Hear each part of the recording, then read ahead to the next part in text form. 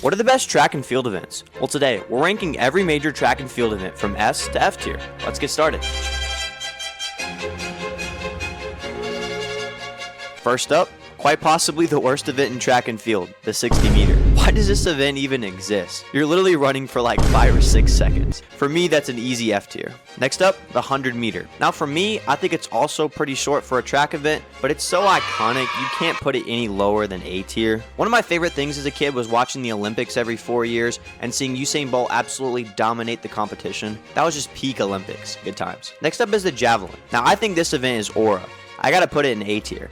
Makes me think of like Romans or Vikings or something like that. It's also so satisfying how it just like perfectly flies through the air and just fling. Next up we have the steeplechase. I think it's a pretty dope event. Unfortunately, it's not seen much in like high school and college races, which is understandable considering like the race setup and everything like that.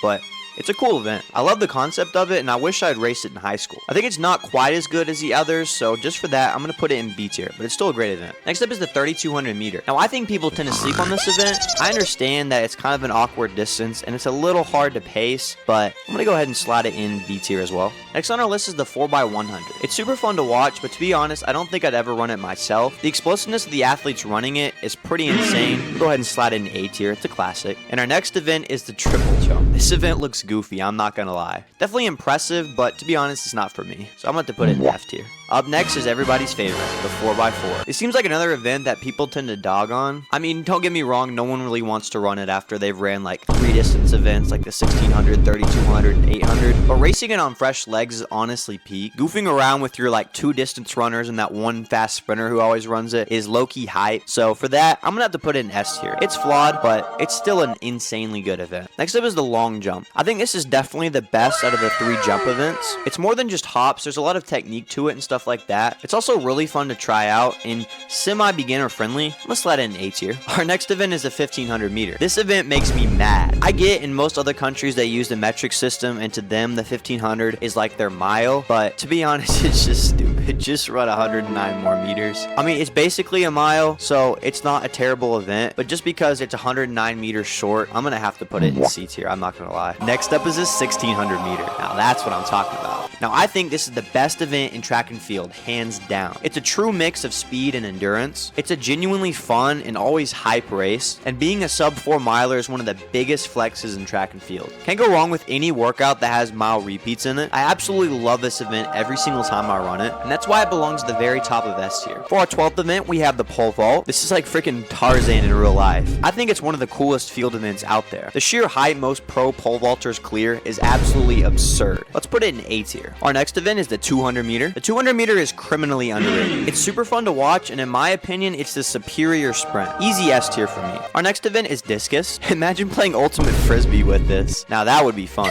In all seriousness, it's a solid event that requires a mix of strength, technique, and coordination. Let's throw it in B tier. Next up is the 5,000 meter. Hot take, track 5Ks are better than cross-country 5Ks. The current men's 5K world record is one of the most impressive running records of all time. The 5,000 meter is definitely a top 3 track event in my opinion. However, running 12 plus laps on the track does mess with your head sometimes. And just for that, I'm gonna have to put it in a high A tier. Next up we have the high jump. Pretty mid event if you ask me. Respect to the people that do this event, but it's not super entertaining to watch or do. Just for that, I'm gonna have to put it in C tier. Next up, the 10,000 meter. Most people forget this event even exists. Honestly, I have a lot of respect for people that can run this well, but to me, it doesn't seem like that enjoyable of an event. It takes the same problem with the 5K of having too many laps and doubles it.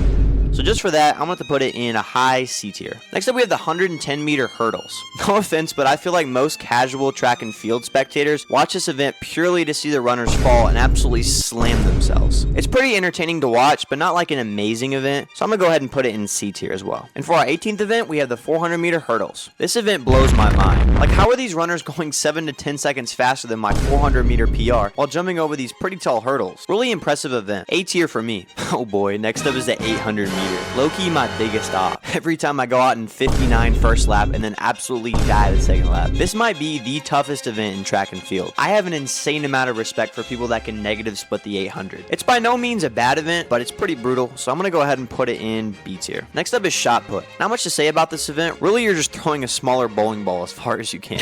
It's alright, though. I'm going to go ahead and put it in C tier. No clue why I put long jump twice, so we're just going to skip that. And last but certainly not least is the 400 meter. The 400 meter gets a lot of hate, but in my opinion, it's peak track and field. It's too long to sprint, but not long enough to pace yourself for. It's also the perfect length for a good workout. I swear there's nothing like ripping sub 70s at 5 a.m. before school. Arguably the most iconic or the second most iconic event in track and field. Well, that pretty much wraps up our list. Thanks for watching till the end of the video. Comment which rankings you agree or disagree with in the comments. Subscribe for more warning content like this. Peace out.